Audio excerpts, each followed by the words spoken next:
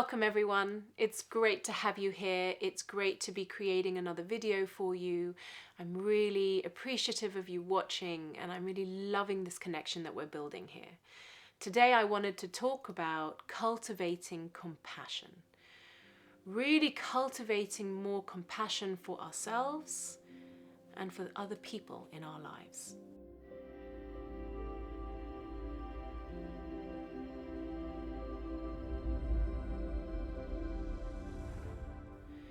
Compassion is not something that gets talked about that much, is it? We hear a lot about self-love, we hear a lot about love, we hear a lot about happiness, but we don't hear a lot about compassion. And to me, compassion is the ultimate gateway to all healing and all possibility. Because sometimes it's just too big a leap to be able to get to love. Sometimes it feels like too big a leap and too forced or too much pressure even to be able to get to a place of love for ourselves and love for others. But compassion is possible at any moment, at any time, for everyone. Compassion is when we have an allowance for all that it means to be human. Compassion is when we have a depth of understanding of suffering, of pain, of human suffering and human pain. When we can allow compassion into our lives, it means that we allow a moment of understanding into what we may be really feeling, what we may be really going through, without trying to clean up the suffering, without trying to have to fix it. Before all of that, we have a moment when we look at it and we go, I understand this. I understand this. I see it. And it's okay. Like, I accept this to be here right now. So what is compassion? What is compassion versus self-love? What's the difference? You know, underneath all of human behavior,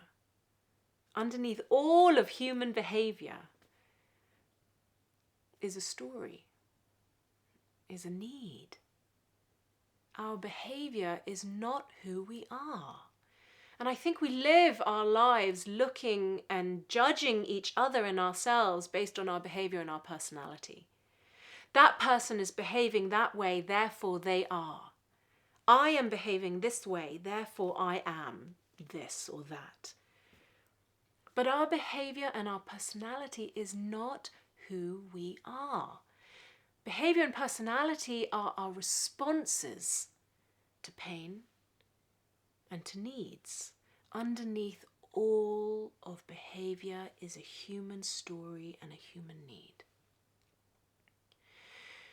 When we can start to get to a place that we look beyond behavior, that we can look beyond the personality and start to really take the time to gain some understanding of what might be driving the behavior. What is the need at the core of all of this? You know, as human beings, we may look different.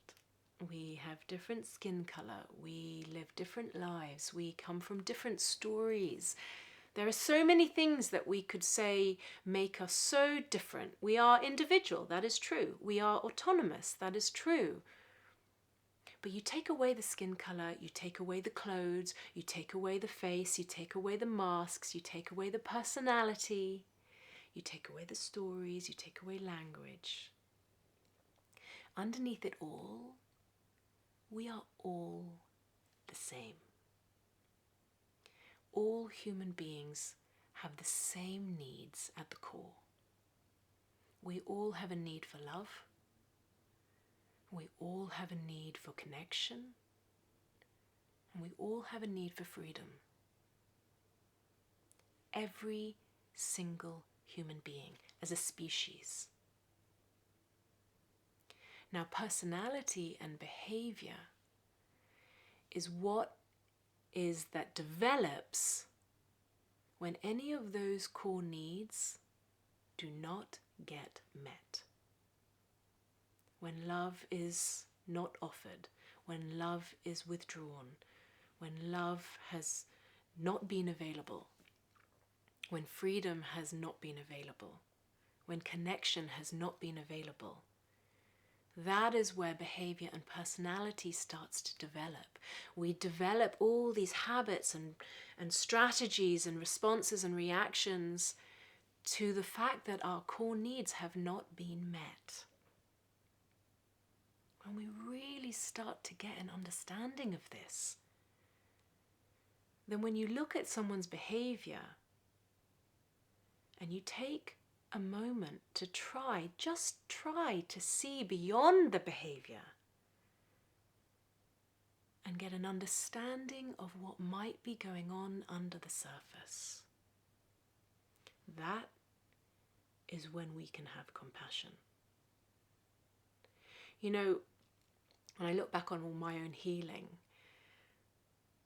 every single destructive habit and behavior I have ever acted out in, from 20 years ago as an active addict to yesterday with my husband, underneath every single behavior that has either caused myself pain or someone else, there has always been some form of pain, and underneath that, a need that was not met. Compassion is when we start to take the time to look beyond the behavior, to start to really learn what were those broken needs. What was at the heart and core of that human being? And let's do that with ourselves. When I look at my binge eating, my addiction to drugs, my addiction to love, my addiction to anything that would make me feel more confident or not feel at all, underneath all of that wasn't this really messed up, bad girl. It was a girl that was in a lot of pain, that was really suffering. Now, only when I was able to really let that in, past the judgments of what I was acting out in, only when I was able to really let that in and tap into the girl that was suffering and that was in pain, only then could I start healing, because that was the moment when I could see it and go, oh, I understand. I understand why I did those things. It's because I was in pain. Compassion is the gateway to all our healing, for ourselves and for others. You know, I think before I talk about how do we cultivate more compassion into our lives and for ourselves and therefore for others, I think it's really important to talk a little bit about what it feels like when we are lacking in compassion. Because I think that's where most of us live, including myself. I'm definitely able to have more compassion, a lot more compassion now in my life, but I have spent much of my life not in compassion. First for myself and for others. And normally the way that we feel about ourselves, actually, let me correct that, always the way that we feel about ourselves, we tend to then behave that way for other people. So when I was unable to be compassionate for myself, I tended to be pretty judgmental of others, pretty hardcore about other people's behaviors. I was pretty brutal when people behaved badly. I was always ready to make a judgment. Now I was doing that because that was how I was with myself. You know, when we are lacking in compassion, which I think so much of human life right now is where we're in that place, real lacking in compassion. When we're lacking in compassion, all we're doing is we're judging the surface levels of human beings. All we're doing is we're living in a space of judgment of what's right or wrong. We're putting things into boxes. This is right, this is wrong, this is good, this is bad. And that's so limiting, because all we're ever doing is living on the surface. We're never ever really allowing ourselves to drop much, much deeper, to a much deeper understanding to what drives a human being, to what leads a human being to behave in ways. When I think back to when I was living that way, it felt so painful and so lonely. And it creates such a form of separation. As long as I put people in the right or wrong box, or the good or bad box, I am keeping them over there and me over here. And it constantly feeds this energy of protection, defense, separation. And it's like the opposite to what we really want. It's like the opposite to our core need for connection and love and freedom. In our reactions to our pain, because our freedom and our love and our connection was not met, we're creating more pain. And then we get in this vicious cycle and we wonder why. Why does it feel like such suffering? Why? How do I get out of this? And so now I want to talk about how. How can we start to cultivate more compassion into our lives, into all of our lives? You know, there's this unbelievable story, and I'm sure most of you have heard it. When I read about it, it just, like, my heart like blew open. When I read about when Nelson Mandela was freed from prison, when I read about this interview that he did on the day that he was freed, like, he was put into prison for 25 years for something he didn't do. 25 years of his life.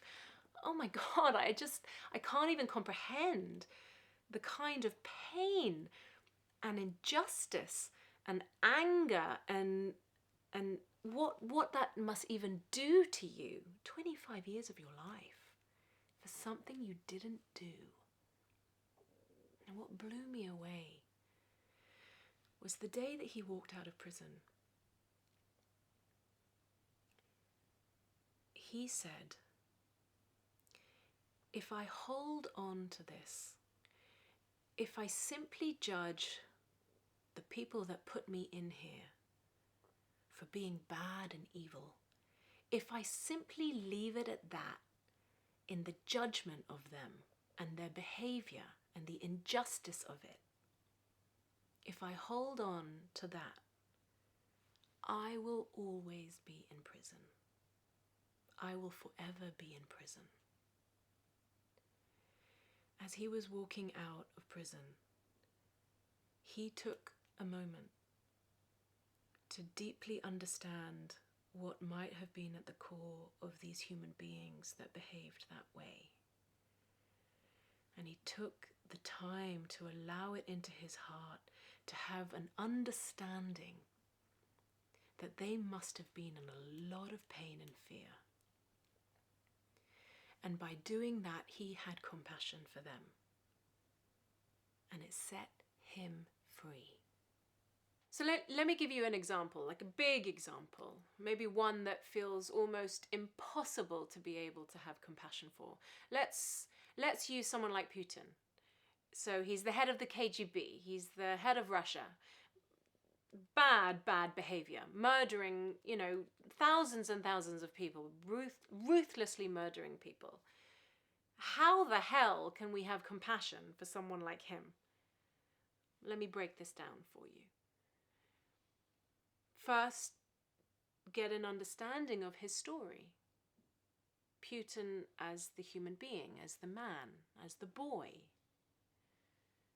When I did some study around this, Putin was really, really badly bullied. He was badly bullied as a teenage boy. He would be beaten up daily as a teenage boy. So that's his pain. That's the pain that he's carrying. He's probably not remotely conscious of it, but that's the pain that he's carrying.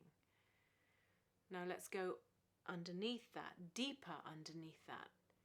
He was really badly bullied. He was on the receiving end of regular violence. Now, what is the need? What is the need that causes him to behave the way he behaves? A need for safety, a need for protection, a need to feel strong, a need to feel empowered because he lost so much power in being bullied. It makes perfect sense. Look at the way he leads.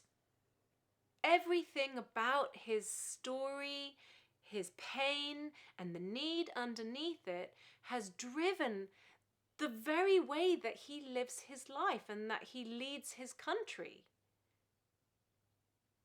Now, why the hell is it even useful or important for us to be able to find compassion for someone like him? Because I tell you what, the behavior is not okay. It doesn't mean we like it. It doesn't mean it is remotely acceptable. But as long as we live in a place of judgment and hate, as long as we live in a place of you are bad, we are the ones that constantly carry this pain. Because it hardens our heart. It hardens our being. And it keeps us in a place of separation, and that creates pain for us. It is not okay how he behaves. In fact, it is completely unacceptable. But when I learnt about him being bullied as a teenage boy, and then I really started to understand what was the need underneath it all, that makes perfect sense why he behaves the way he behaves. It allowed me to have a moment to see the human being underneath the monster, to see the being underneath it all. It allowed me to have a moment of understanding because I relate. I can totally understand the need to want to reclaim my power, the need to want to feel safe. There is a moment when I see a part of myself in that. And there's something healing in that, is that it unites us in a way. It bridges the gap of separation in my heart. It allows me to feel more at peace in myself. It doesn't mean that I'm going to say, it's okay, he can behave that way. That's not what I'm saying. This is something to do with our heart. This is about our soul. This is about our own peace, our own ability to have peace and connection and love. So it is something we want to bring into our lives. Because what it gifts us with the possibility of actually getting what we really need. It gifts us with the ability to really experience connection. Somehow when he was standing there as he was walking out of prison, he had an understanding of the people that put him there. He had an understanding that there were parts of himself that could have behaved that way. He put himself alongside the people that put him there so that they were no different. When we have compassion we allow the possibility that we may all be the same. We allow connection, we allow unity, and we allow the experience of love, and that gives us our freedom, everything that we need. So to bring this into our lives, cultivating more compassion, the work that we have to do, and there is work to be done, is to first take the time to really get to an understanding of what might be at the core. And the best way to do that is with ourselves. Look at something that you are struggling with in your life. Look at a behavior. Take a behavior that you just hate about yourself, that you want to get rid of so much it just repels you. Now I know how to talk about this because I know what that feels like. Take a behavior that you just can't stand, that you are acting out in. Now the work you need to do, the work we need to do, is to start looking beyond that behavior. Let's break open that surface level and drop deeper. What is the pain underneath the behavior? Because there is pain underneath destructive behavior. What is the pain underneath? That's the first step. I feel heartbroken. I feel disappointed. I feel let down. I feel rejected. I feel abandoned. I feel frightened. I feel terrified. I feel lost. What is the pain? And now let's go even deeper. Underneath the pain, what is the need? A need to be seen, a need to be loved, a need to feel safe, a need to feel heard, a need to feel seen, welcomed, accepted, acknowledged. Underneath the pain there is a need. The work we need to do is to be able to drop through these layers and start to really connect to the need at the core of it all. When you get there, sit with that. Really sit with that. Being able to see yourself past just this behavior that you hate, that you want to get rid of. And to have much more understanding of why you do it. And it's not because you're a bad person. There is an actual reason. Can you have an understanding for that reason? Now, if you're finding it really, really hard, even when you see what's driving the behavior, even when you see the pain, even when you see the need, if you're finding it really, really hard to still come to compassion when you get there, I find it really helpful to imagine someone that we really love. Maybe it's our child. And imagine that person that you really love with that pain. Imagine that a person that you really love with that need at the core of it that hasn't been met. Now, can you have an understanding for them? That makes it easier. It's like a little step away from it being so raw for ourselves. Often for me, it really helps me to imagine if it was my daughter. You know, if my daughter came to me telling me that she felt that she really needed to be given time, and she felt pain because she was dismissed, and that led her to act out. I can really understand that is something I can understand. And then I bring it back to myself and I go, if I can understand it for her, can I understand it for me? And that is the point of healing. something in our whole body just starts to let go, starts to soften. There's something in our heart that actually starts to soften up. Now, we may not be able to love it. We may not be able to forgive it yet, but we can understand it. And compassion is to understand the suffering, to have an understanding of suffering. I know that the more I do this for myself, I notice that I can do it for other people. When people behave in a way that hurt, or people behave in a way that I don't understand the behavior, or I don't like the behavior, I can understand why they may be doing it, even if they can't. Even if they can't.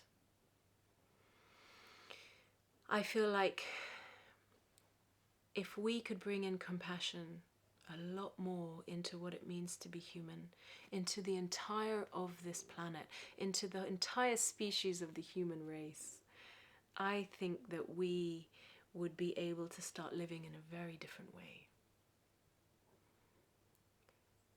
For the first point, we would all realize we're all the same. That you over there and me over here, we're the same. We're no different. I get you. And maybe you can get me. And when that is available, so much healing can happen, so much possibility. So to finish up, my takeaways for you after watching this video is I really invite you to take your journals out and choose one thing that you cannot stand about how you're acting. One thing that you just beat yourself up for so much. Maybe it's overeating, over drinking, overworking, sabotage, lying, stealing, whatever it is. I invite you to really, with courage, take one of those behaviors that you cannot stand, get your journals out, and start to drop underneath the surface. What is the pain? Write it in your journals. What is the pain underneath this? And then write in your journals, take it down another level. What is it that I think I'm actually wanting and needing? Now this might take a bit of time, but it's time well spent. What is the actual need underneath this? Oh, I see. And then let's take it even further. Were you ever taught how to have that need met? Maybe the behavior that you're acting out in, you learned perfectly from someone else. Normally it's mummy or daddy or a teacher or someone from our past. But maybe you were never taught. Maybe you were never taught how to get that need met. Now, in this journaling, in this work that you're doing, can you sit with that and go and really see yourself as the human being, not as the behavior, the human being that has that need? I am able to have 100% compassion for my addiction, all the things that I did as a drug addict, because I know underneath all of that, I was just a girl that was really looking for love.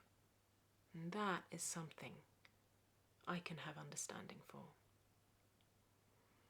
So I really invite you to gift yourself that for yourself, because it will change everything about how you experience everyone else. And that is an absolute gift, a gift of healing, a gift of love, and a gift of light. So I hope you found this video useful. I love being here. I love chatting with you. I love sharing these things with you. Write in the comments below anything that comes up for you through this. I want to engage with you. I want to hear if there's any healing, any insights that come for you. But thank you for listening.